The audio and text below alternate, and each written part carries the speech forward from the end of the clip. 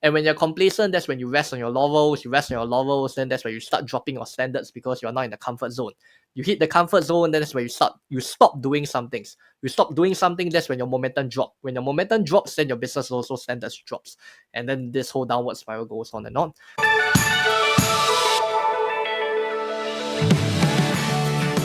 Hello, and you're with Aveline Clark on the 6-Star Business Podcast, where we have conversations about what it takes to be 6-star as a 6-star leader in a 6-star business in a 6-star world.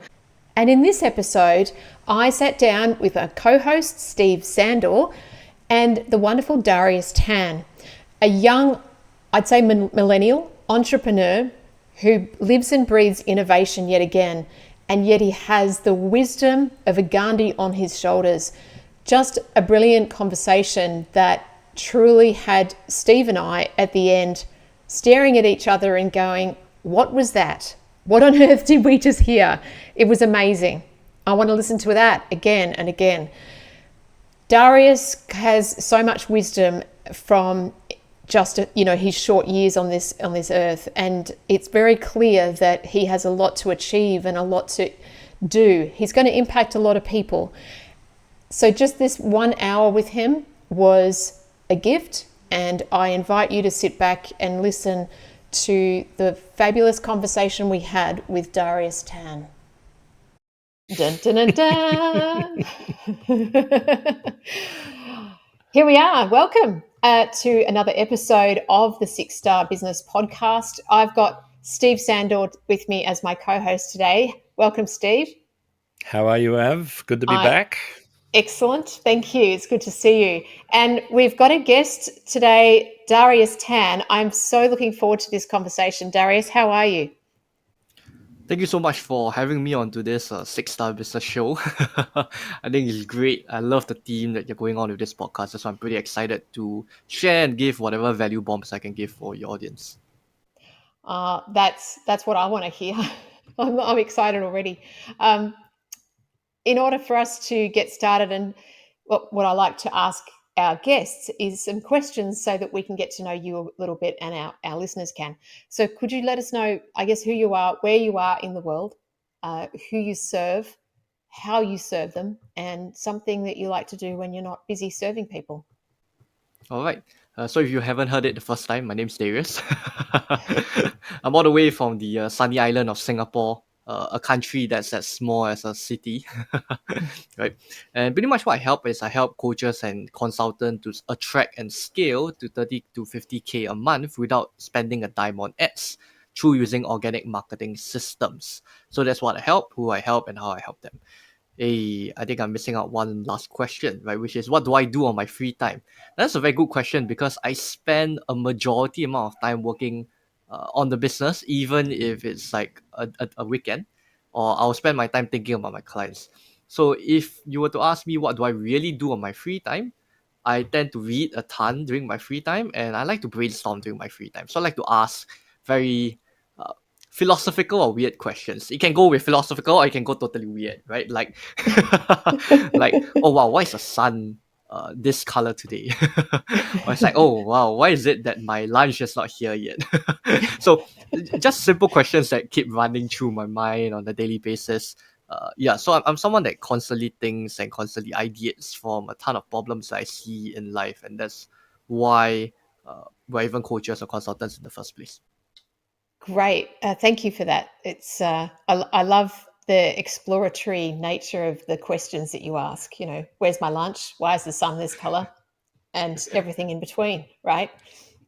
I'd love to know how you got to where you are right now in terms of serving these customers the way that you do. Yeah, definitely. But that's a great question. So it started all the way from when I was 13. This is going to be quite a long story that I'm going to make it a bit concise. Started all the way when I was 13, when I was feeling bad in school, right? I wasn't the easiest kid to handle. To be very honest, I got to thank my mom and dad because I don't know how they tolerate. I don't know how they tolerate me as a teen, right? But I was rebelling to my teachers. Right? I got sent for counseling. I got sent to the principal's office. by cheating in the exam as well. So many different memories that happened. So I wasn't really the best kid when it comes to studying. So what happened was they ended up sending me to one of those youth motivational camps. And I can remember I was thinking, like, why am I going for this camp? Right, going back to that question, why is this happening? So why did I go to my camp? Why am I going to this camp? That was the first few questions I asked. But through that camp itself, it gave me a switch in perspective, because when I was young, I didn't know what I wanted to do. I think most of us, when we were young, we just want to play and then screw around and have fun. But through that camp, that was when I started to realize that I can gain clarity over who I want to be in the future and gain clarity over what the goals I want to set. And from that point onwards, I started going back to the camp and I started contributing and assisting out with how the camps were being run. And so that was how my whole nature of coaching came about, because I was just assisting in camps. And so from the age of 13, I was really working and volunteering before I got promoted to actually get paid. And by the time I was 16 or so, I was traveling around Southeast Asia to organize camps of up to hundreds of people. Right, people would pay thousands of dollars just to go for the camp, and I was just organizing and leading camps of hundreds of people. So that was how my whole journey of coaching kind of started at a very, very young age, right? As well as leading the youths of tomorrow. But more importantly, how I started the whole coaching business was because I realized that I really, really, really enjoyed, right, coaching others. But somewhere along the line, right, that I did not really like coaching youths, because I didn't really have the patience for it. I'm quite sure if you guys have kids, right, you probably sometimes, right, when they make a mistake and then you feel like, oh, I just want to tell them that, hey, you shouldn't be doing A, you should do B. But that doesn't get them to develop, and you're not able to nurture them to being a better person, right? They just go like, oh, okay, I have to do B. I'm not supposed to do A. So they don't develop that kind of thinking processes along the way. So I realized I'm not the most patient person when it came to developing youths. And I realized that, okay, I think I want to move on from the youth market and then help out with the adults. And so that was when I decided to leave the company at the age of about 18 or 19, because I thought that, I would be able to do it. Since I've been learning from an 8-figure training company, I'll definitely be able to do it by myself. Yeah, I was dead wrong. I went out during the first year, it was a massive flop. I thought to myself, I'm going to build my dream business, get to $1 million a year, because $1 million is nothing. Until I started realizing that I have to pay my own bills, and then I look at my bills, crap, I can't even afford $100 if I bills. Why do I even talk about $1 million? And so I was cold calling, cold emailing, right? Doing all the things that people tell you to do, right? Literally almost every strategy that you've heard from gurus, I've paid to go for the events. I've spent over hundreds of thousands of dollars just to learn from gurus and coaches. I've tested hundreds of different strategies by now. And in the first year, it was a huge flop because I was just testing and applying a ton of different things. I think this is the first learning point for most people to understand. Is that when we first start, we tend to test out a ton of things. But what we shouldn't be doing, to be very honest, is testing out a ton of different things. Simply because if you really want to build a proven business model, you want to build a stable business model, you have to do something consistently every single day, every single week, every single month. But you know how beginners are like, we are usually hooked onto the shiny object syndrome. Oh, cool software. Oh, cool course. Buy. See an ad, we click on the ad, go to the webinar, buy. Right, literally that whole flow. And after we buy, then we use, then we wonder, hey, why did it not work? Then we see another ad. Oh, click on the ad, go webinar, buy. And then the whole cycle repeats. And so a ton of times we are testing on too many things rather than just following a proven route. I love the whole saying that success leaves clues. And the truth is that people, if you really want to start your business, it's best to really seek for a mentor that's already on a proven path that you want to go.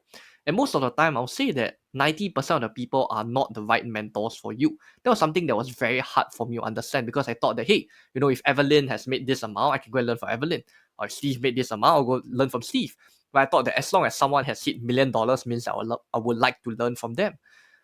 But that was when I got it all wrong. Simply because our business is always an extension of ourselves. Right? You probably created this 6-star business podcast simply because you believe in over delivering or in giving something that's above the standard of the current market. And I fully believe in that as well.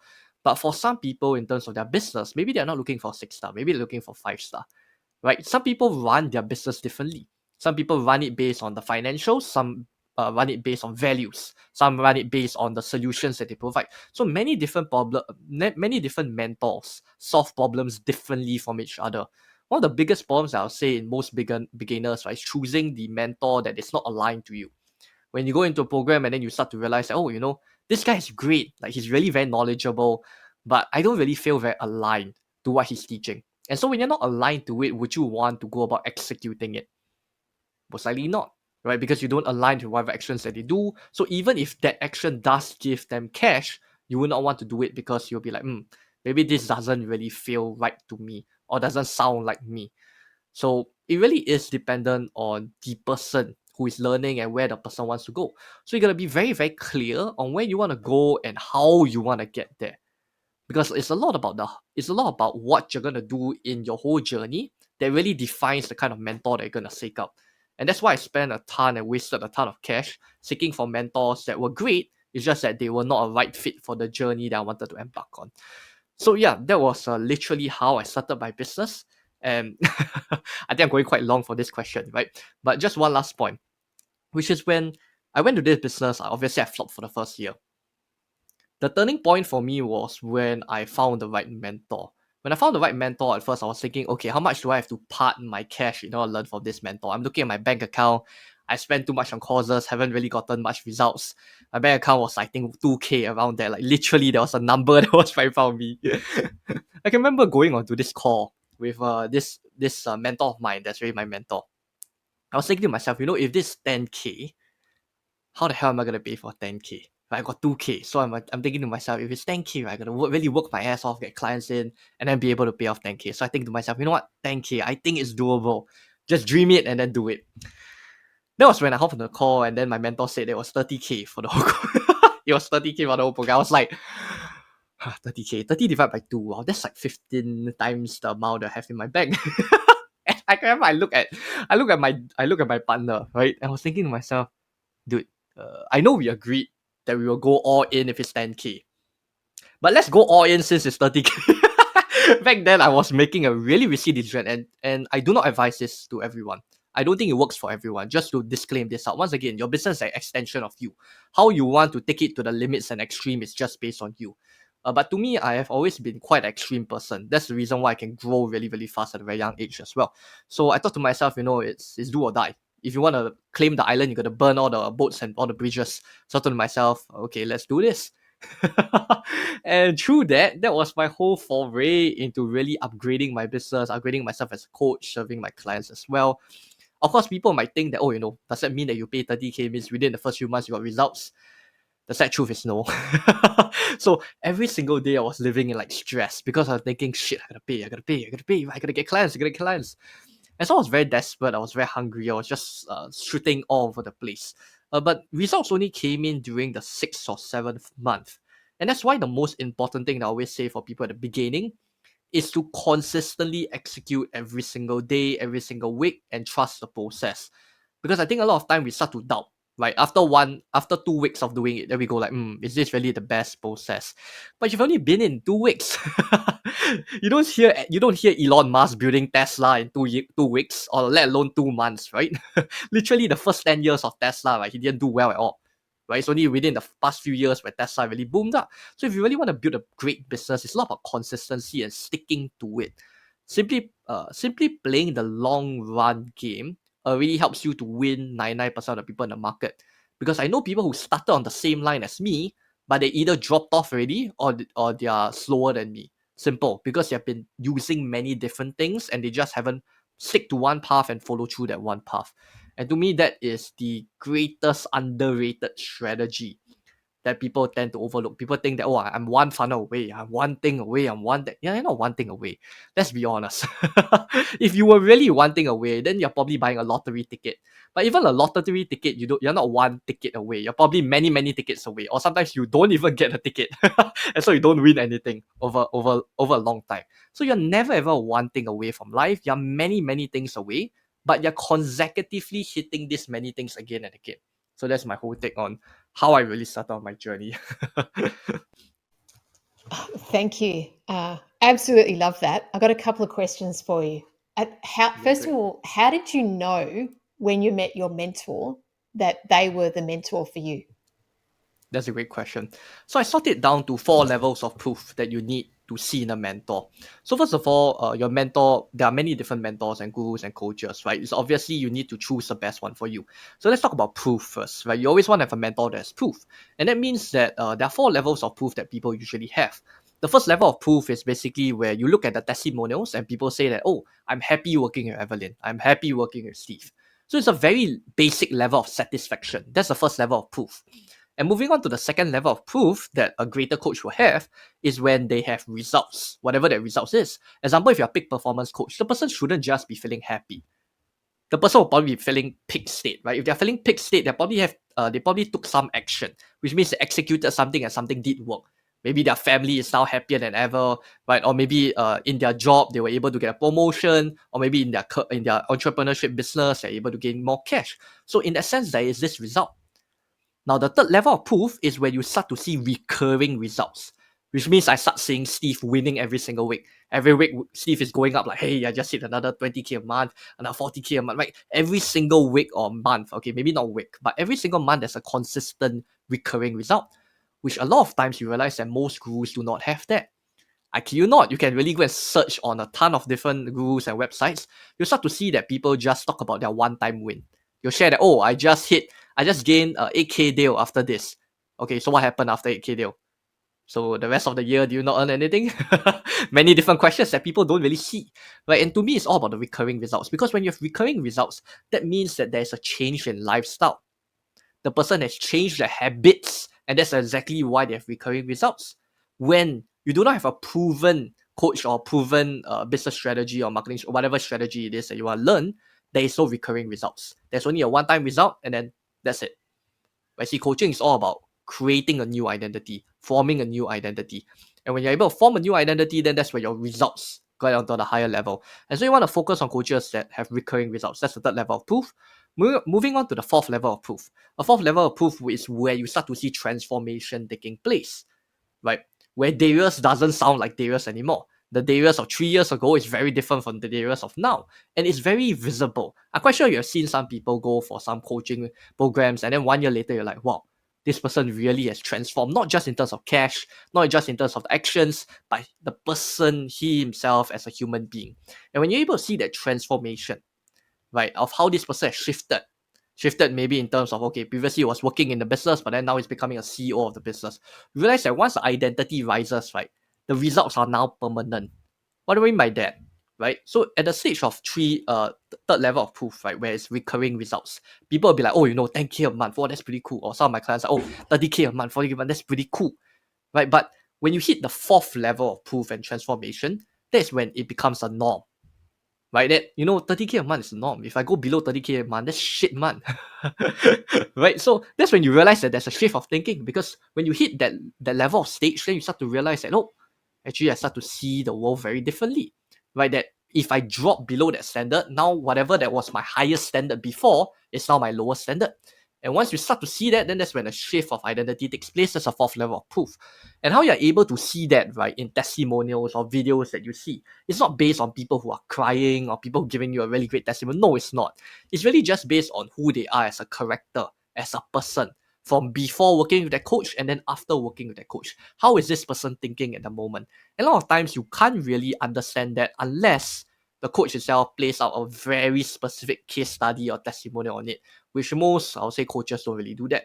So yeah, 4 levels of proof they can look at. And my mentor already hit all 4 levels of proof, obviously. And so I thought to myself, okay, this person has proof.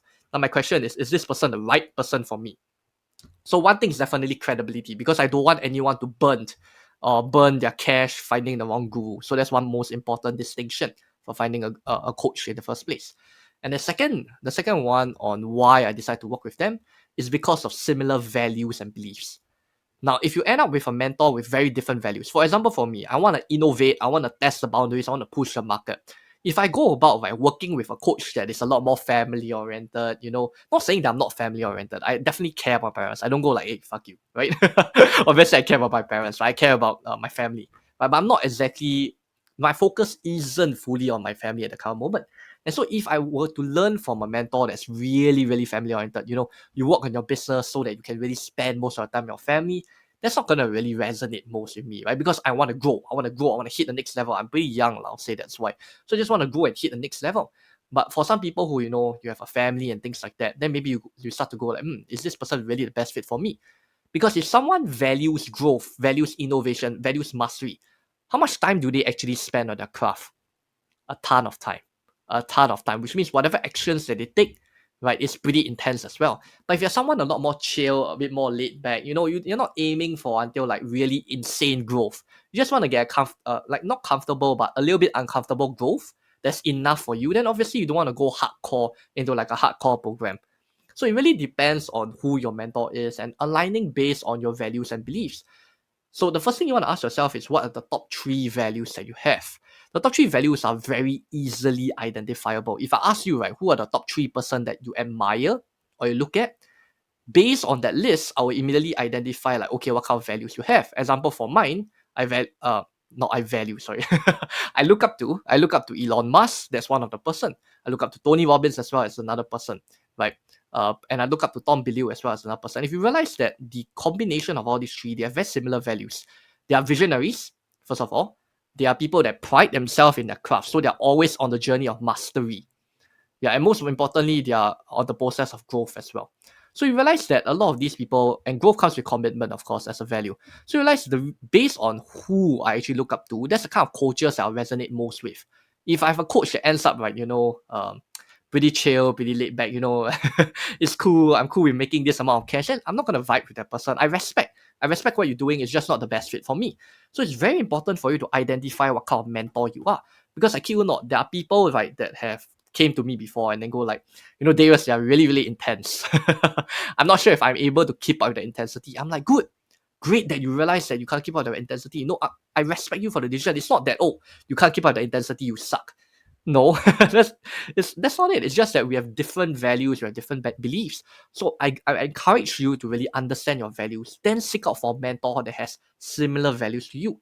Because I'm very intense as a person, I will hound down my clients in a certain way because I really believe in churning out 100% success rate for my clients. And till date, we have 100% success rate. And I don't think, I'll say that probably 99.9% of the people can't say that. And when I mean by 100% success rate, I mean that when clients work with us, they have at least an ROI from 3 times all the way to 20 times of ROI working with us.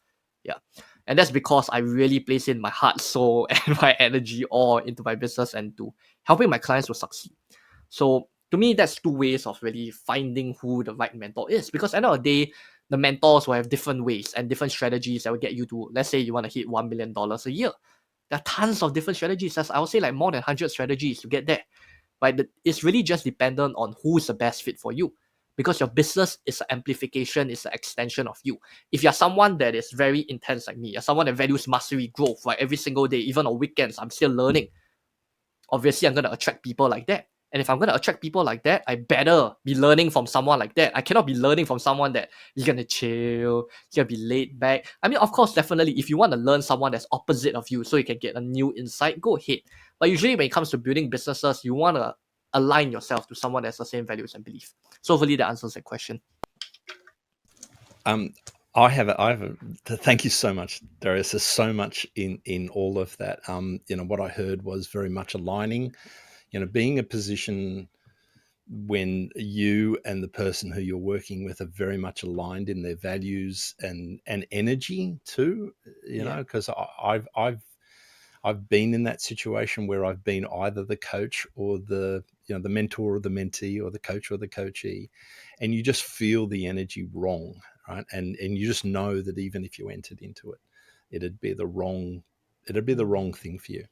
Yep. I have a question that might enable the philosophical or the philosopher in you to come out. And that is, you mentioned early that you went through all of these experiments, I would put them through, right? And they were the wrong experiments, or they didn't fulfill you, or they didn't get you to where you wanted to be. Yep. Do you think that if you hadn't have been through that you would have got to where you were able to be exposed to the mentor who was there? Yeah, so that's a good question. That's a good question. I always thought about it. If I didn't spend on that 5K program or that 10K program, damn, I could use that money to do something else, right? A question that actually I had a lot of times, because I like to ask a lot of what if questions. But what if questions honestly don't make us move forward, because what's happened in the past has already been in the past. I would honestly say it's because of all those experiences that has built me to who I am today. In fact, a very interesting thing to take note is this. I think this one business principle. I'm not sure if you heard the thunder. It's raining on my side. But one business principle that I really understand and integrate through my whole business is at the end of the day, you will work on who you were. What do we mean? What do I mean by you will work on who you were?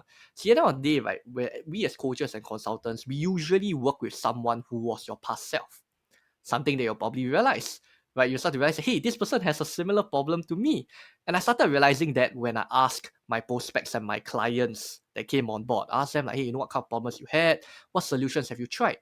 Interestingly enough, all of my clients have been burnt by coaching programs before. They've paid tens of thousands before, right? And then it hasn't really meet up to the standard or haven't really meet up to the expectations. And so a lot of them came from programs that didn't really work. Some of the programs did definitely work, but some of them did not work as well. And I realized that I ended up with a group of people that had experiences that were really very similar to me. So at the end of the day, you will work on who you were. And that's because you don't just attract people who are like you, but are like you. So that doesn't mean that, you're working with someone younger than you, right? You always find people that are older than you as well. But at the end of the day, they lack the skills that you have because you have gone through an experience that maybe they haven't gone through yet. And because I burned a ton of cash and looked for the wrong people a ton of time, now I know how to navigate my way through. And now I know who is the right client for me. I know when the client is ready for me as well. So I think that's one. Hopefully that answers your question in terms of would I not be able to find a mentor? I don't think I'll be able to find a mentor. I think it's because of all the experiences I had. That's exactly why I found a mentor and became the person I am today. Yeah. Yeah, what I heard was that you had empathy. You now have empathy for the people who you're supporting because you understand their pain. You Yep. lived it, and that way you can relate. You can relate very much to that whole situation. So going forward from that point, let me ask a different question.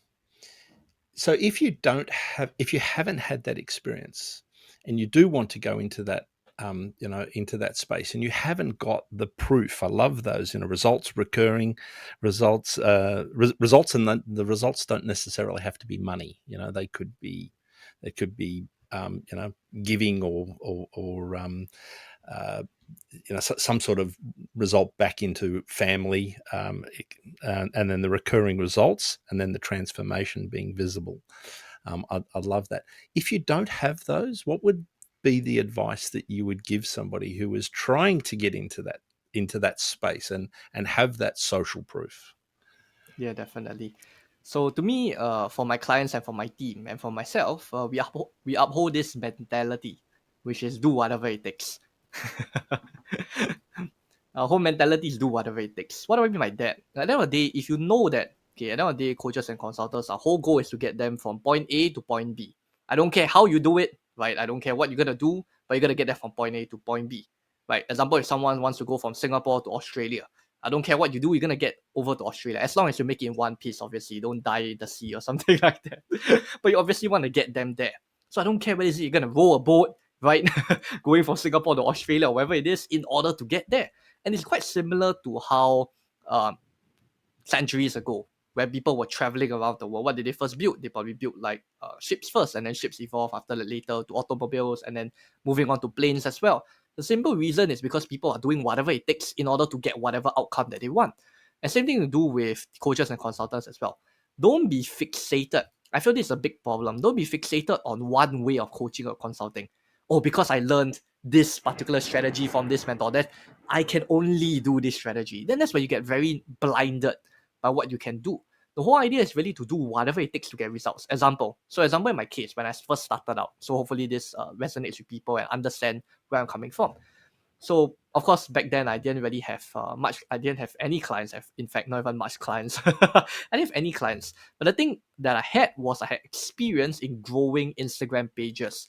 At the age of I think 19 or 20, that was about 2 years ago. I was able to grow up to like 250,000 followers on Instagram and Twitter.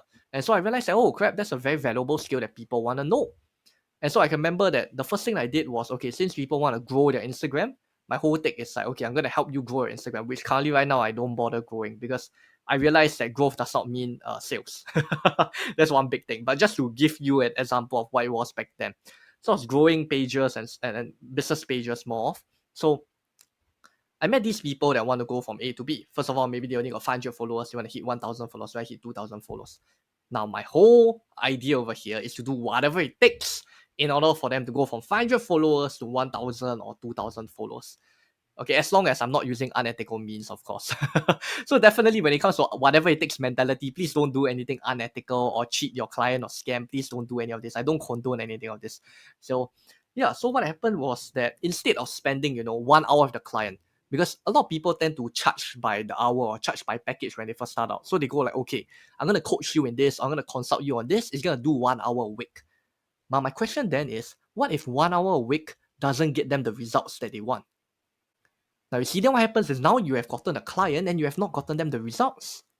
And if you have not gotten them the results, then what kind of proof will you have? You'll be at level 1. You won't even be at level 2 or 3 or 4.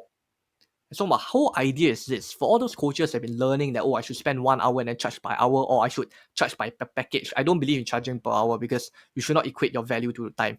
Okay. But one big thing is that if you charge by package, right, you go like, okay, I'm going to spend on a call with you every week. To be very honest, when I first started out, I kept thinking that, okay, I just got to spend an hour on a call. Or I'm going to spend 1.5 hours. I always have this limit in my mind. And because of that limit, then I realized that my clients weren't really getting the desirable results that they want. If they don't get the desirable results that they want, would they really want to continue with you? The answer is no. Because you'll move on and you'll find better people. And then next question is, will they refer you to other people if they did not get desirable results? They won't as well. If they don't do that, do you think that they'll give you a really great testimonial or review? That won't happen as well. And then what happens? Now you're back all the way to level 1 of proof. And so you got a client, your whole goal is to ascend in the proof level ladder, but you did not do anything to get them above from level 1. And if you don't get them above level 1, then the kind of clients that you always attract are only at level 1. You can only attract people who are level 4 clients and people who want to seek for level 4 who will pay much more if you have already done it for other people. So the moment you get your first client in, your whole idea is to do whatever it takes to get the results. I don't care if you're going to hop on 10 more calls than what you promised. I don't care whether you're going to hop on 2 more hours or create 10 more slides or create 10 more frameworks or strategies just to get them the results. You do it. You do it because that's what you promise your client to do. And to me, this is the biggest thing that I condone in the industry, because people tend to go in the model of just 1 call a week or 2 call a week or whatever it is. Then you start to realize that clients don't really get results. But the reason why you came into this industry is simply because you want to impact and help your clients. So you do whatever it takes to get them the results. Of course, let's say if the client does not take the action, then that's not on you. But more importantly, maybe that's a question for later, right? That one is just based on qualifying and accepting what kind of clients you want to accept, because that's a very important factor.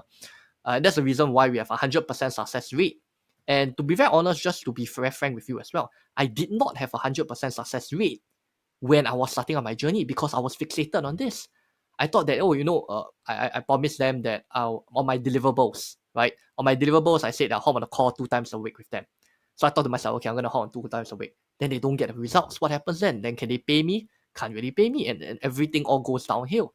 But if you realize that once you start getting them results, what happens then? The flip side is they start recommending you to everyone that they meet, whether it's on Facebook or Instagram or people in real life. Second of all, you get people that are really, really happy. People give you really great testimonials. Third of all, when you accumulate more proof, the kind of clients that you serve are on a higher end as well because you got a lot more proof. So if you really think about it, just upholding the mentality of do whatever it takes allows you to really transform your business by 2, 3, 4, or 5 times more, rather than, let me apply this strategy or whatever it is. No, it's just a mentality for me. Because for every business, there will always be different strategies, once again. But to me, it's a mentality of do whatever it takes and you'll be able to get there. So that's what I'll do, honestly, if I restarted all over again. I would not have been fixated on, okay, 2 calls a week, 3 calls a week, that kind of thing. I wonder how many coaches and consultants are sitting there listening to this going, damn, he's right. Is that why my results haven't been that great? Crap, going to have to change some things. I could imagine they'd be sitting there in a state of fear or concern. But if I change my business model to not be based on the number of sessions or hours, how am I going to do that? Because I'm sure you get this question, yeah? for the people that are entrenched in this the linear old way of thinking? What do you say to that?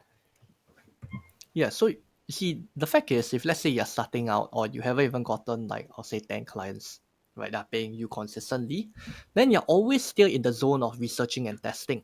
People think that they've made it because they got one client and then their way is the best way. So, okay, I got my first client, I must put them in very structured sessions. Session 1, I do this with them. Session 2, I do this with them. Because why? We learn from people that have already been doing this curriculum model for like decades ago, but they're outdated. They're outdated, right? And then you start to wonder, oh shit, why is it that I don't get the results? Simple, because you're so linear in the way of your thinking. If you're only thinking that one way is going to get results, then you're missing a ton of different doors that maybe you can open your mind towards. And so my take is this, right? At the end of the day, right? If let's say you have already gave them the deliverables that, example, for me, the deliverables is back then, right? Okay, I'm going to hop onto one call a week with you. Now, what happens if then I hop onto 2 calls with them? How would they look at it as? Probably in terms of over delivering, right? Probably going in terms of going the extra mile as well. So at the end of the day, if the current strategy that you have do not get them results, that's the reason why it's stopping your business from growing. Because if you are not able to give them the aim that they want, then you don't really have a business. You don't really have a business simply because you're not getting them the results. It's kind of like going to a donut store, and then from a donut store, you probably want to buy a donut, right? And if they do not have a donut, what happens then? Then what's the point of the store? I don't get my donut. I don't eat my donut. What's the point of the store? If the donut store only sells coffee and it runs out of donut, I don't really get my aim. Do I really want to go back here? No. Same reason why when you go to restaurants, there are some restaurants where you go in with expectation and you thought that it's gonna be this good. And what happens? It's only this good. Will you go back to the restaurant? Most likely not. Will you recommend it to your friend? Most likely not. Will you talk bad about it? Most likely yes. Right? So whatever that falls below expectations based on what the person has said, this is the reason why businesses will fall short. Because people don't really care too much about what they tell themselves. They care a lot more about what you told them. Because you told me that if I were to work with you, I would be able to get B. But at this stage, I'm still not getting B yet. What happens then? I'm falling short on expectations. Don't expect to have a very great testimonial from me. So yeah, at the end of the day, at the start, if you're already starting, that means that it's good that you start. But more importantly, you do not have a proven model yet. You do not have a proven model, right? Like if you really think about it, based on an even larger scale, because now you're looking at a micro scale, even larger scale. Till date, even Tesla is constantly testing and refining and producing more cars, different cars, right? Different models, right? Testing out what works, what doesn't work. It's the same thing with our business. We got to be constantly testing and refining. There is no one set of way, okay, I done this, it'll definitely work. If Evelyn hop on a call with me the next day, right, she's gonna get 10K a month. She's gonna hit 30K a month like my other clients, or 50K. Or one of my clients just got 100K in a month, right? That's not gonna happen. Unless you have already been testing and refining a ton of times. And if that's your first client, then you've only tested and refined one time. That's kind of like, right, wanting to create the world's best chocolate. And then I only ask Evelyn and Steve, what are your favorite chocolates? And maybe Steve says, Kit Kat. And Evelyn says maybe Cadbury. And okay, I'm gonna make the world's best chocolate. No, because first of all, are you guys really chocolate lovers? If you guys aren't chocolate lovers, I wouldn't even be creating a really good chocolate product. And I'm only asking from 2 people. If I only know feedback from 2 people, does that mean I can create the world best chocolate? Most likely not. The world best chocolate probably needs a ton of testing, refining, giving out to thousands, not even thousands, probably hundreds of thousands, millions of people in order for you to understand that, okay, this is what a good or great or world best chocolate should be. So same thing with our business as well.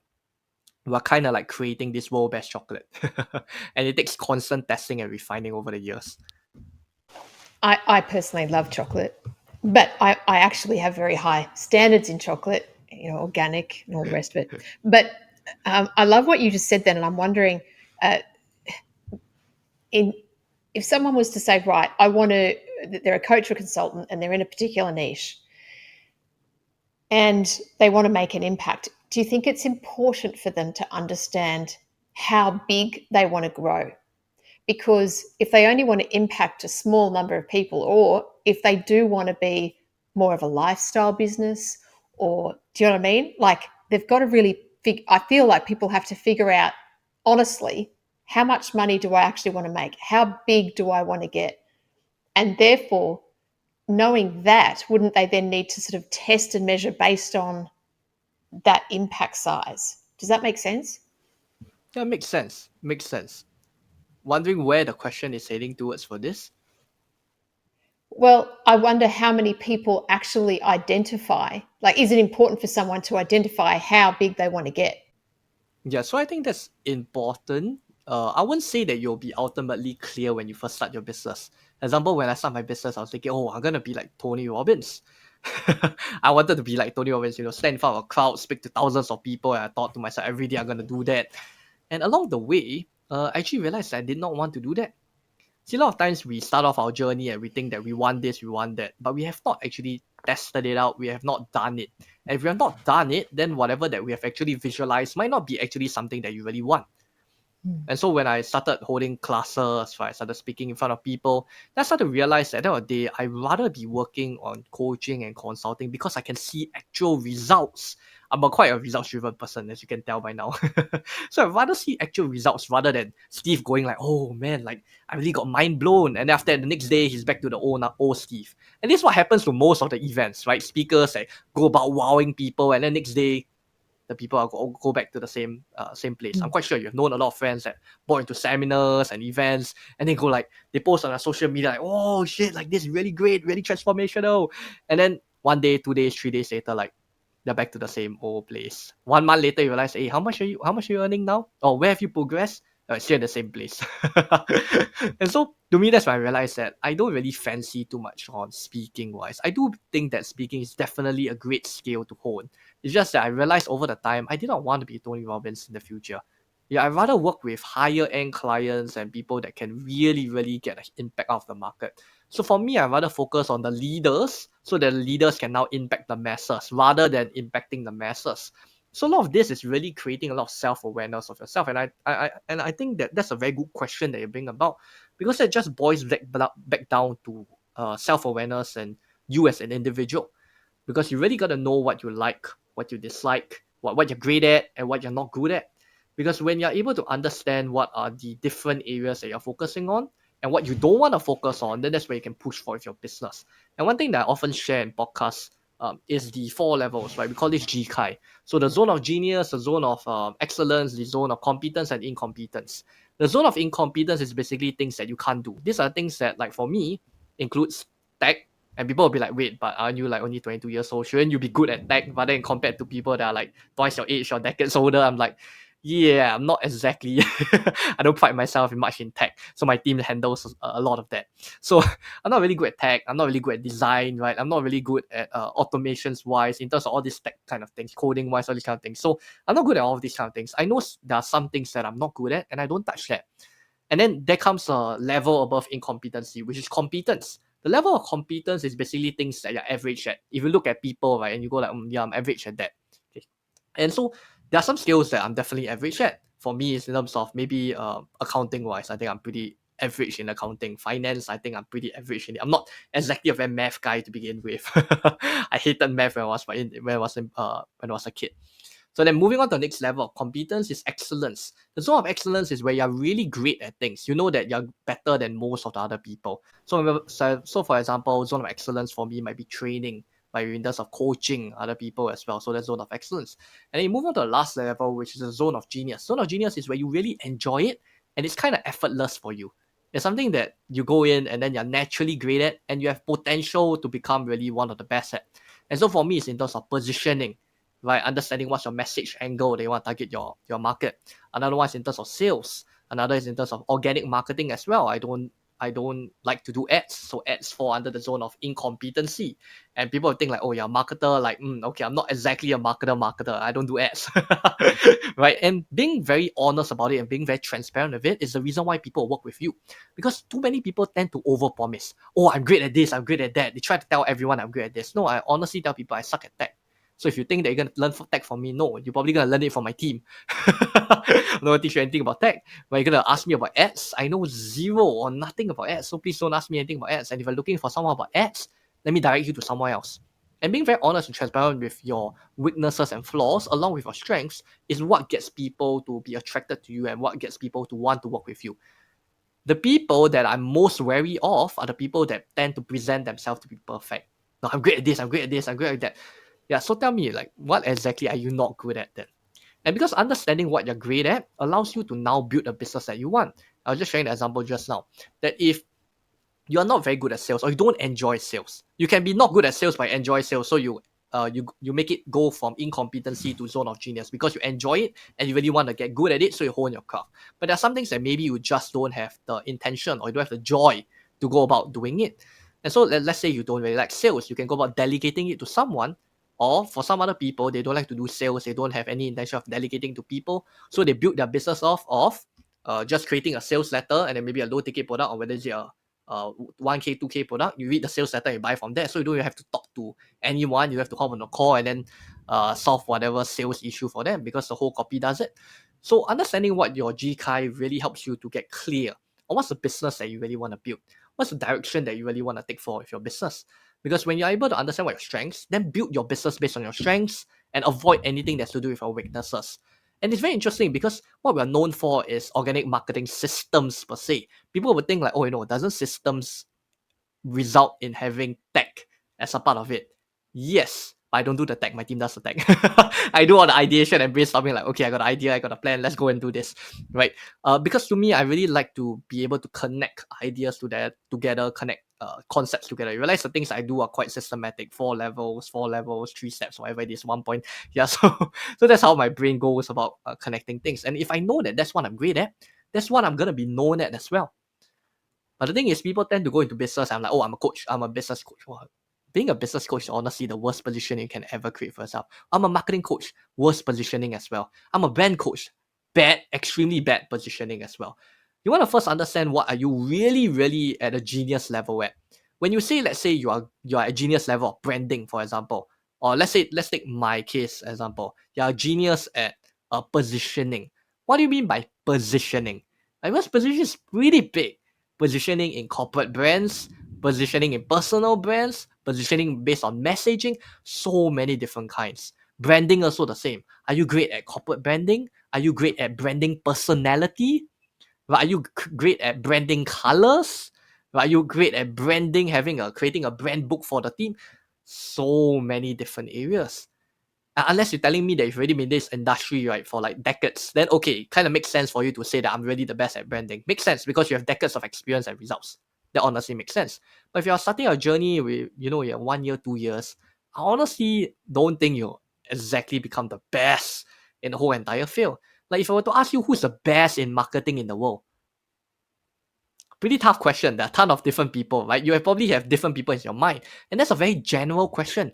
And you realize that when you have a very general positioning as well, then that's when you suffer because people don't really know what you're great at doing. So you realize ours is very targeted, organic marketing system. Right? Because why? People always have a difficulty that, if you do organic marketing means you're going to do content. Right? If you do content means that you're going to waste a lot of time and things like that. And that's why we create systems so that you don't have to be spending your time in that. I spend less than like about 4 hours every month just creating content. Right now probably a bit more because I'm wrapping up my content. So maybe about 5-6 hours. But if you follow me on Instagram, I literally am posting every single day. You can follow me on Twitter. Okay, Twitter not exactly every day. I used to post every day.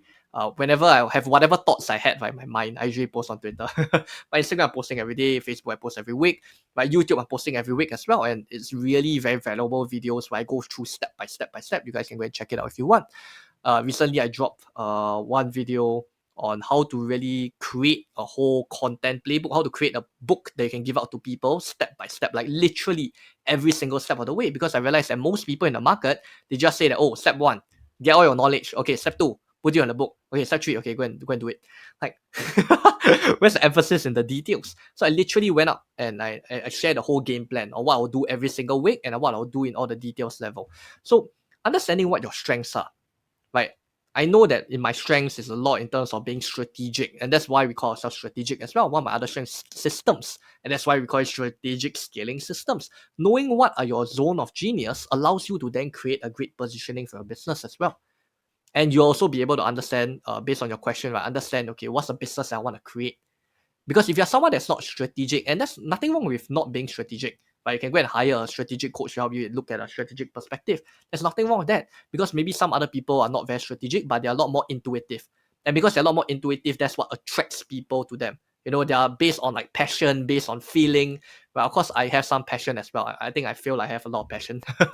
But some people are really, just pure energy, pure passion, right? And that's how they attract people. For me, I tend to think a lot, even though I'm also very intense. I have a lot of feelings as well. But for some people, it's really just based on emotional basis. And for them, then obviously you don't want to call yourself strategic, right? Probably not, right? You want to use something like unleash, right? Break, right? Do this, like this kind of words that you probably use. And you understand how you want to design your business around it as well. Because if you're someone that's very intuitive, you probably don't want to get trapped into your business. You're probably a lot more free-hearted. You want to do things that really excites you, whatever that you feel like you're doing now, you want to do it. Right? Then maybe the cap for your business won't be until like $1 million a year, because if you want to go until 100K a month, or go until $1 million a year, which I have not hit yet, full disclaimer as well, right? That the whole path to going there is that obviously are steps that you have and you must take. And for some people that are really very free spirited, they can go two ways, right? They can say that, hey, you know what, I'm fine and contented with earning this much. Or two, they can choose to say, oh, I want to learn more of this. How can I make strategic moves, and how do I take the step by step? But even when it comes to hitting, let's say, for 10K a month, because I have quite a few clients as well that's striving to hit 10K a month as well. And before you even hit 30K a month, obviously the number that comes before that is 10K. Some people think that, overnight I'm going to hit 30K. That's probably me back then. I'm going to be a millionaire in a year. Sadly, I haven't been yet. So even from a 0 to 10K a month, which maybe for some of the people on your podcast, right, listening to this, from the 0 to 10K a month, a lot of it is really taking steps every single day and consistently hitting these steps over and over again. You really want to get predictable results, you got to create predictable actions. But if you want to know predictable actions, obviously it's best to go and learn from my mentor, so you know what's predictable. And because if you don't have a mentor, then most of the time what happens is now you start to shoot all over the place. And that's what I did. I unfortunately did. And please do not think that having a seminar and going to a course means that you have a mentor. That's a bad misconception of that. What do I mean by that? I give the analogy, right, that if you attend a course or seminar, it gets you from level 1 to level 2. But getting a mentor is going from level 1 to level 50 to level 100. A course and seminar can maybe only take you up a level, to the point that maybe once you hit level 10, right, you realize that whatever courses or seminars you get doesn't really get you to level 11. You got to collect more EXP, right, experience, like level 10.1, 10.2, 10.3 each. Then by then, you're wasting too much time. Yeah, so to me, that's why my biggest investment has not been in courses or seminars. My biggest investment has always been in coaches. My biggest ROI till date as well has been in my coaches and mentors. Because without them, I'll still be running headless around, shooting many different strategies I learned from like all the different courses, whether it's from Russell Brunson. Once again, nothing against these experts, but it's just really finding who is a mentor that can guide you, not a course. Because a course is just a do it yourself. You really need a coach, a mentor that can really guide you through that process. That's what accelerates your progress from level 1 to level 50, while other people are going from level 1 to level 2. I'll say courses are great, for if you're starting out. If you're really, really starting out, tight your budget, then go from level 1 to level 2 or 3. Right? But once you hit that stage, right, and maybe you're stuck at, let's say, 3K a month or even 5K a month, you might hit 10K a month, you might hit 20K a month. Yeah, courses don't really cut it for you already. What you really need is someone that can guide you, coach you through, and mentor you through that whole process. So hopefully that answers that question. A long answer that answer multiple questions aside from that question as well. Yeah, I know Av's probably going to jump in here, but I just wanted to acknowledge that one, the authenticity of you, and combined with the honesty of what it is, the passion and energy that you have, and the fact that you're very clear, so your clarity of what it is, the value that you offer. And so therefore what you can do is you can translate that and working with the customers that you have, Exactly. and enable them to be very clear on what their genius is so that they can focus on that. This is the 6-Star Business Podcast. So I'm sure Ava's got a question on that, but if I can jump in with it, what to you is a 6-star business? What does that represent for you? Yeah. So I thought about this like 5 minutes before hopping the call. Unfortunately, it's not 10 or 30 minutes. But I think in that 5 minutes, I had a lot of different questions I was asking myself. Because why was it 6 star in the first place? Probably because you were dissatisfied with 5 star. You feel that there was a boundary to be broken. And so to me, our whole motto of our company is to set new standards and surpass your limits. It's a motto that we carry every single day. And I really like the whole idea of 6 star simply because 5 star is what people think that they can do, right? But they haven't seen 6 star yet. Because if they do see 6 star, then now they start to believe it. Because I think too many people needs to see it in order to believe it. But a lot of times it's a lot about believing it in order to see it. People think that, oh, I need to see this happen, then I'll believe it. But a lot of times you gotta believe that the strategy will work, and then you'll see that the strategy does actually work. A lot of trusting the process.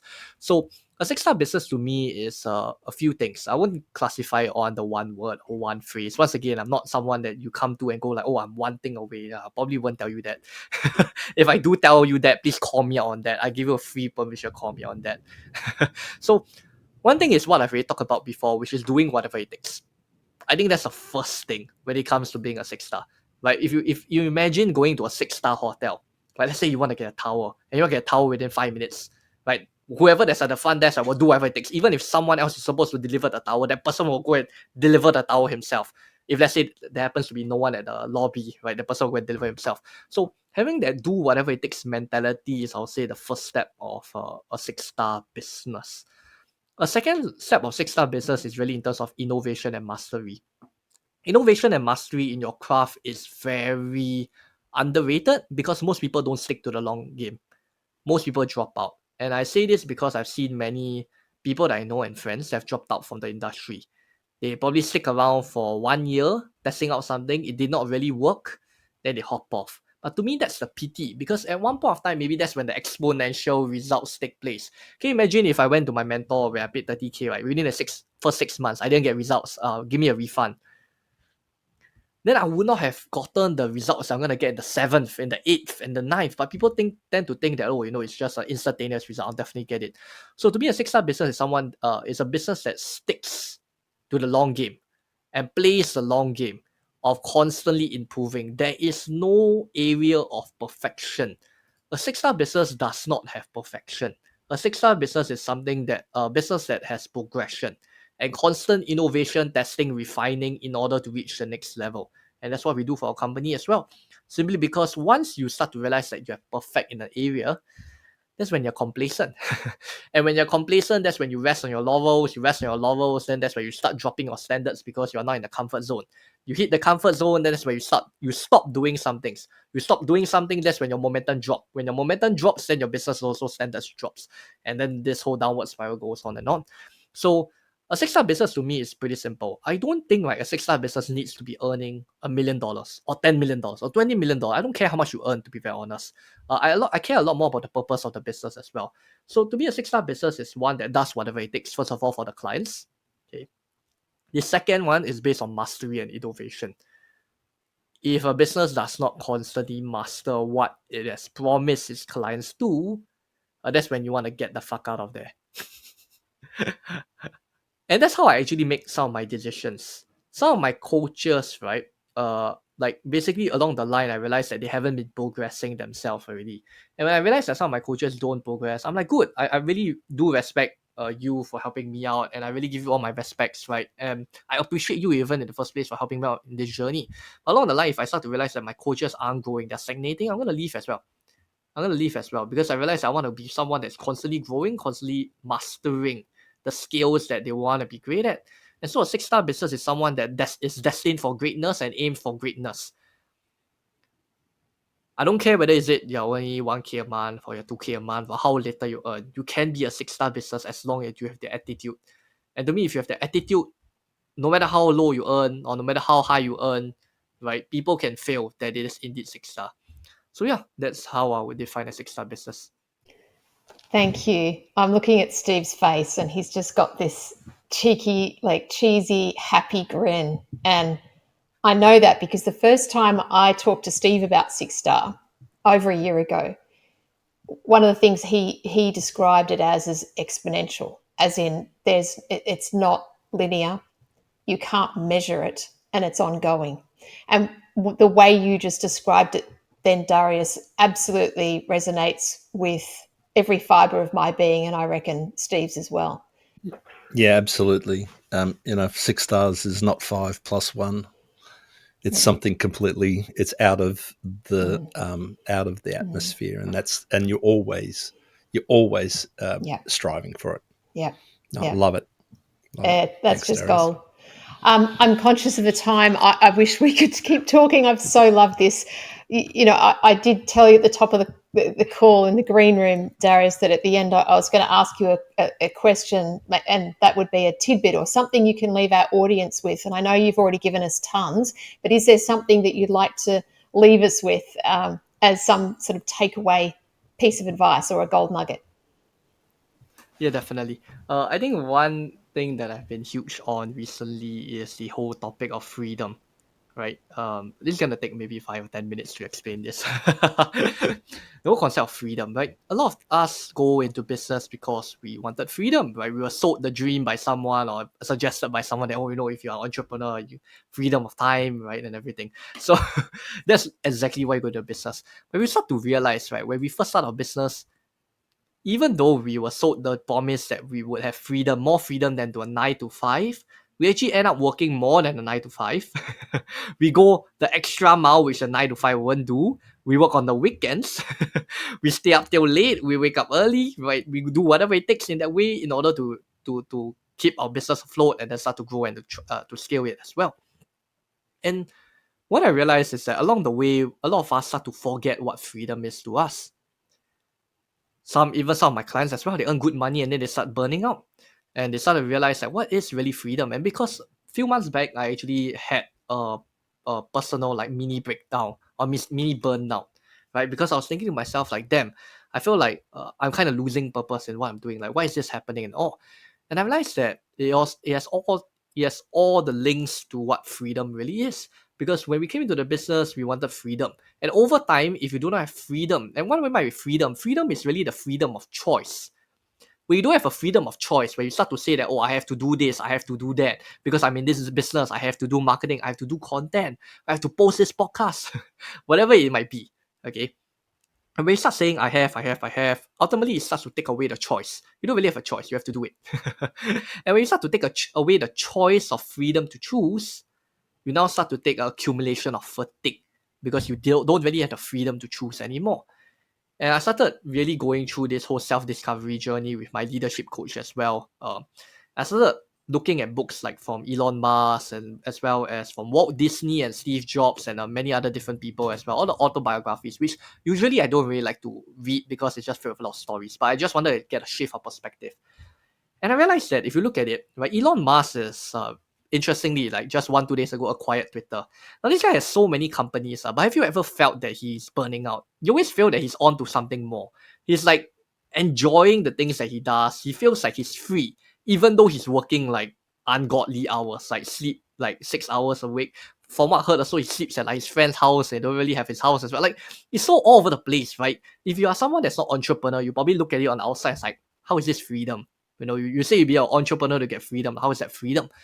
And then I realized that freedom had many different meanings, right? And there are three main types of freedoms that I guess people will have. Right, first is time. First is cash freedom. Cash freedom is allowing you to do whatever the fuck you want. And then next you have time freedom, which is do whenever the fuck you want. And last but not least, you got relationship freedom, which is to be with whoever the fuck you want. Right. So at the end of the day, there are the three kinds of freedom that usually people fall under. Right, whether is it cash freedom, and usually we trade cash freedom for time freedom. And then after that, usually we trade time freedom for relationship freedom. Right? We get a cash first so we can buy whatever Lambos or whatever it is. And then you start to realize that, hey, material possessions is not something that I actually need. Right? And then what I need is probably I need time. And that's why you go for time freedom now. You want the time to do your own hobbies or whatever it is. Then realize that, hey, actually, maybe I don't really need time. I want to build relationships and networks with people that I really love and value as well. And that's when you move on to relationship freedom as well. And so there are different meanings of freedom that people have. I started to realize and ask myself, so what is freedom to me ultimately? I started to realize the reason why I got burnt out is because freedom to me is all about innovating the status quo, challenging the status quo. And one period of my time, because I was so focused on proven, predictable growth, I was always doing the same thing in my business. I did not really have the time to test. So mine is more in terms of time freedom to go and test, to innovate, right? To create new strategies and systems that the market do not have at all. Right? Especially in the Southeast Asia market. I don't think I can safely say probably I'm not sure if anyone can compete with what we have. So based on that, that's the reason why I started to break down, because I didn't really have a choice. I started doing things in business. I didn't really have the choice or the time to go about innovating, testing, experimenting new things out. And that's when I realized that freedom ultimately comes from the reason of suffering. Freedom comes from the reason of suffering. You see, when we go into business, we have already chosen to go on a path of suffering. What do I mean by that? Right? Evelyn, you could have chose not to start a podcast. Maybe you chose to do something else at that podcast. You start to use Twitter instead of podcast.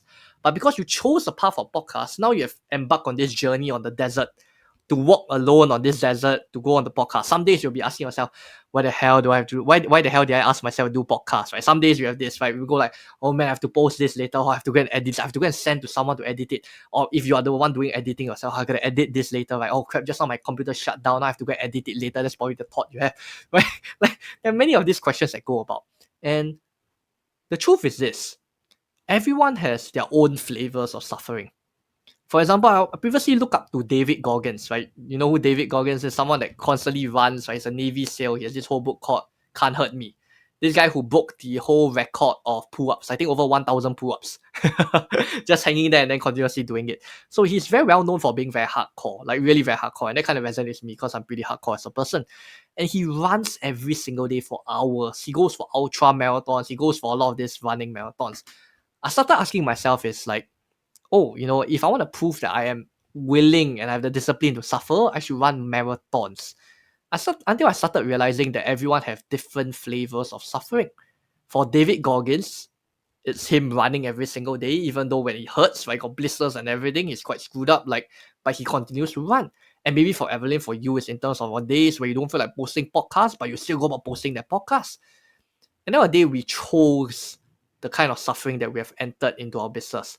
Because freedom comes from suffering. We start to walk down this whole desert alone by ourselves, right? Or maybe only one or two people with you, and then start asking yourself throughout the whole desert, like, oh shit, it's so freaking hot. Sometimes we might moan, sometimes we might bitch, right?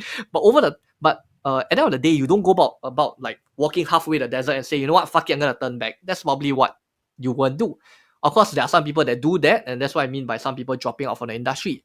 And the simple reason is this, because they realize that that's not the suffering that they want to go through.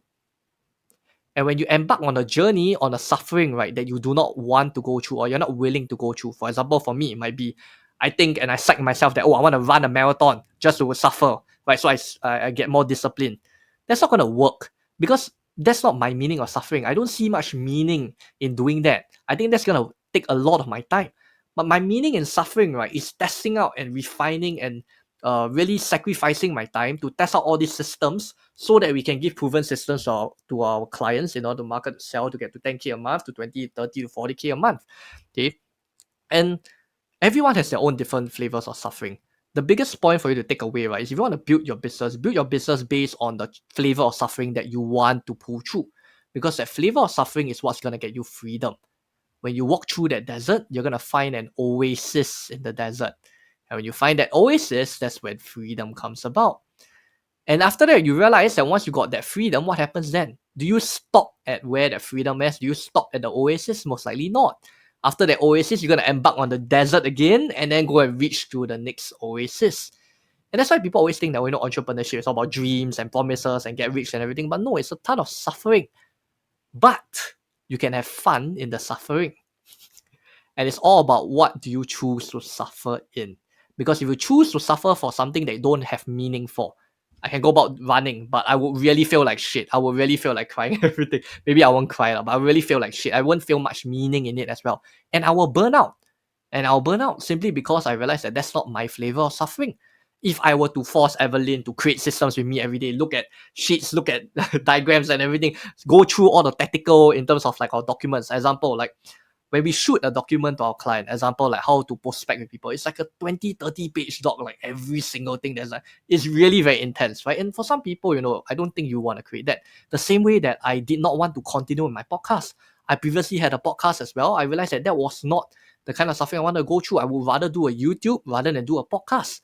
And so knowing what you're willing to suffer for is what's going to get you freedom at the end of the day. So for a ton of entrepreneurs, coaches, consultants that's listening to this, okay, please don't think that your business does not have suffering. In fact, you have already chosen your path of suffering. Based on what you're hearing, you probably resonate from me. Right? Sometimes you feel that you're alone in the desert, and there's a simple reason for it. When you feel that you're alone in the desert, the universe has basically just designated upon you to carry the burden because you're just that great at it. And that's when you know you have found the key that you want to continue on. But if you feel that you don't really have a lot of burden, then maybe the universe hasn't really designated you to go about carrying that talent with you. Maybe you've chosen the wrong suffering. So at the end of the day, we all have different flavors of suffering, different points that we want to take up this suffering. What do I mean by that? Once we hit the oasis, for example, previously I didn't know Instagram. So I suffered like mad to understand Instagram. I got to the oasis of knowing what Instagram is like. What happens then? Do I just stop there? If I stop there, I became complacent. I continue to grow forward. I take the next step into the desert, go about with the next step that I have no idea where it is.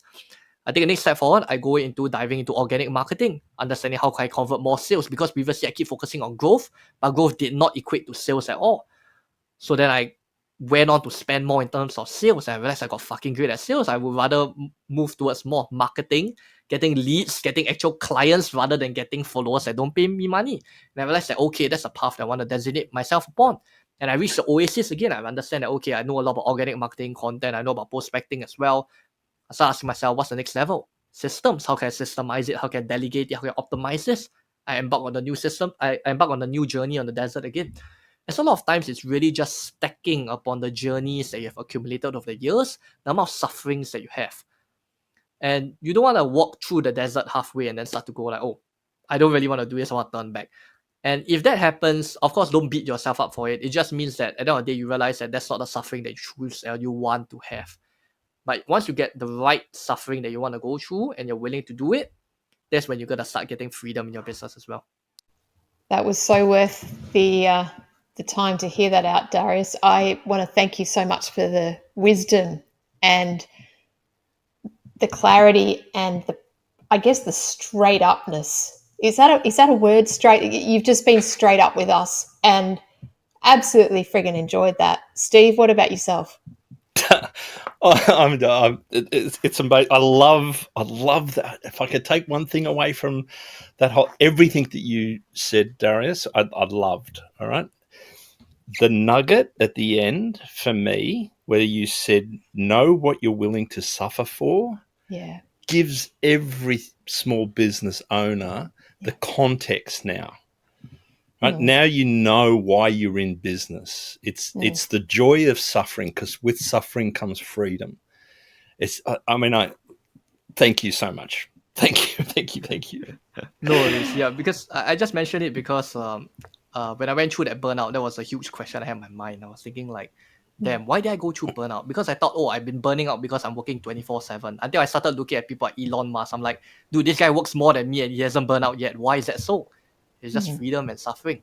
Yeah. And one thing that people think is freedom doesn't come with suffering, but the reason why you got freedom is because you chose to suffer and you're willing to suffer through that. Yeah. Yeah. And it's that suffering that aligns with what gives you meaning. Yeah. Yep. Exactly. Beautiful. Wow. What a place to end on. Darius, it has been an absolute pleasure having you on the show. Thank you so much for being here, for being you, and for dedicating your life to innovating and being a better person every day. I want to thank you so much. Thank you so much for having me on the show in the first place. I think it's a joy talking to both of you. I'm quite sure you've got more questions to ask. I'm conscious of the time as well. But yeah, definitely great in terms of sharing wise. If you want me to share more again, just let me know.